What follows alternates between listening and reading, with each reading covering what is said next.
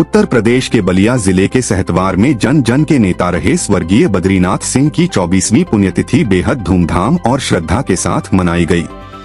इस अवसर पर सहतवार के बड़ा पोखरा स्थित उनकी प्रतिमा पर श्रद्धा सुमन अर्पित करने के लिए जनसैलाब उमड़ पड़ा।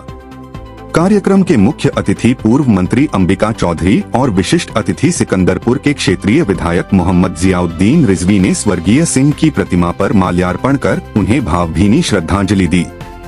सभा को संबोधित करते हुए पूर्व मंत्री अंबिका चौधरी ने स्वर्गीय बद्रीनाथ सिंह के जीवन और समाज के प्रति उनके योगदान पर प्रकाश डाला। उन्होंने कहा कि स्वर्गीय सिंह एक सच्चे समाजवादी नेता थे, जिन्होंने अपना पूरा जीवन लोकतंत्र की मजबूती और गरीबों के उत्थान के लिए समर्पित कर दिया। वहीं विधायक जियाउद्दीन रिजवी और अन्य वक्ताओं ने उन्हें याद करते हुए कहा कि उनके आदर्श आज भी युवाओं के लिए प्रेरणा स्रोत हैं। कार्यक्रम में इस बात पर भी जोर दिया गया कि नीरज सिंह गुड्डू वर्तमान में उनके पदचिन्हों पर चलते हुए समाज सेवा और संगठन को मजबूत करने का कार्य बखूबी कर रहे हैं। इस पुण्यतिथि समारोह ने एक बार फिर साबित कर दिया कि बद्रीनाथ सिंह भले ही आज हमारे बीच नहीं हैं, लेकिन उनकी विचारधारा आज भी बलिया की मिट्टी में जिंदा है। स्वर्गीय पारसनाथ जी पूर्व मंत्री जी के बेटे हैं। सबसे पहले तो अपना परिचय बता दीजिए।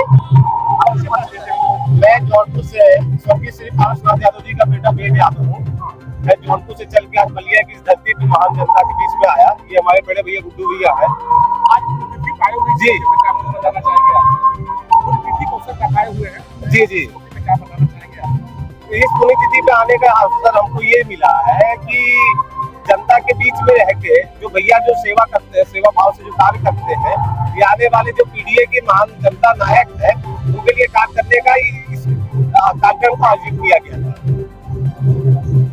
बद्रीनाथ सिंह गरीबों के मसीहा थे और उनके सुपुत्र माननीय गुड्डू भैया के यार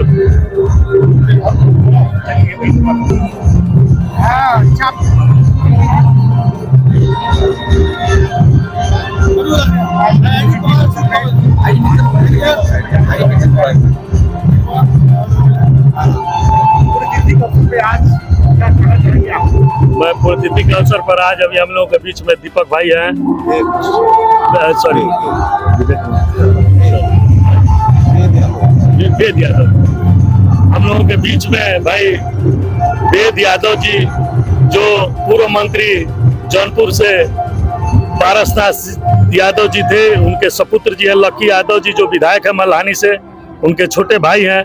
मैं इनका सबसे पहले अपने तरफ से, अपने नगर के तरफ से, अपने विधानसभा के तरफ से और अपने जिले के तरफ से, सभी समाजवादी पार्टी के तरफ से मैं भाई बेद यादव जी का अपने इस धरती पे हार्दिक स्वागत, वंदन एवं अभिनंदन करता हूं कि आपने हमारे एक टेलीफोनिक वार्ता पे आप हमारा निवेदन स्वीकार किए और इस कार्यक्रम को भव्यता देने के लिए, ऐतिहासिक करने के लिए आप हम लोगों के बीच में आए।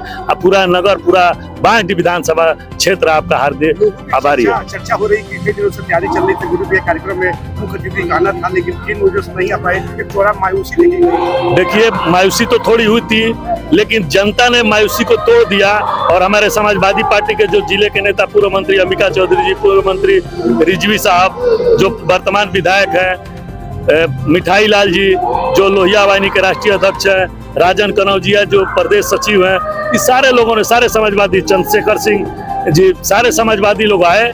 और सबसे बड़ी बात कि यहाँ बड़े बुजुर्ग नौजवान साथी, भाई, मित्र, बाह जी विधानसभा के हमारे एक एक गांव से, कोने कोने से हजारों की संख्या में आकर के और इस कार्यक्रम को ऐतिहासिक करने का काम किया और इस पूरे पोखरे को भरने का काम किया। मैं उनका आभारी हूँ, ऋणी हूँ और यह आभार और ऋण मुझसे उतर नहीं सकता।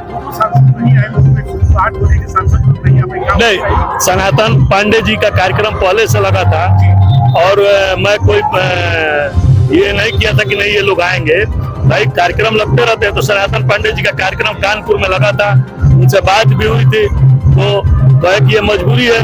तो हम लोगों के बीच में उनके सपुत्र प्रमुख जी आए थे, रामेश्वर पांडे जी, और रामाशंकर विद्यार्थी जी आ रहे थे। तो सलेमपुर में 3 लोगों का मर्डर हो गया है, वहाँ भी धरना प्रदर्शन चल रहा है, तो उसमें अब रुकना पड़ा।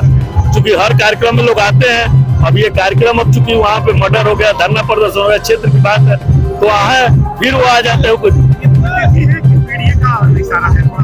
देखिए ये पुण्यतिथि है, 24 सालों से ये पुण्यतिथि, तो यही किसी का कार्यक्रम होता है 1 साल 2 साल 5 साल 10 साल में, वो धीरे धीरे कम होता है।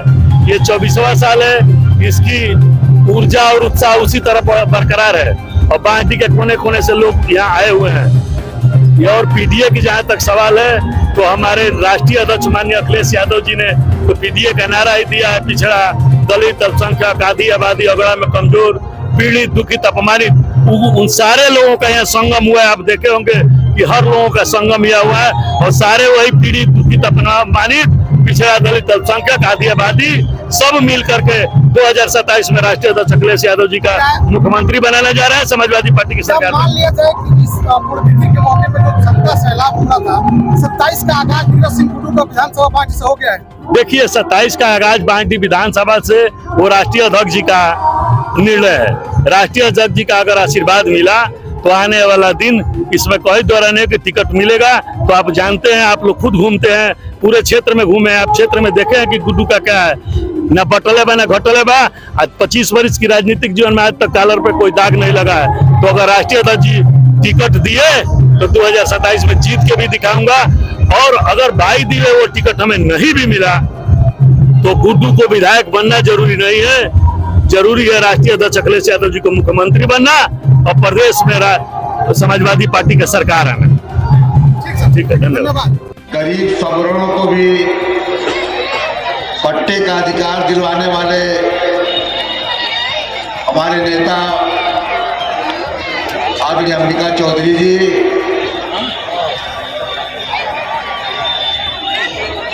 पूर्व ब्लॉक प्रमुख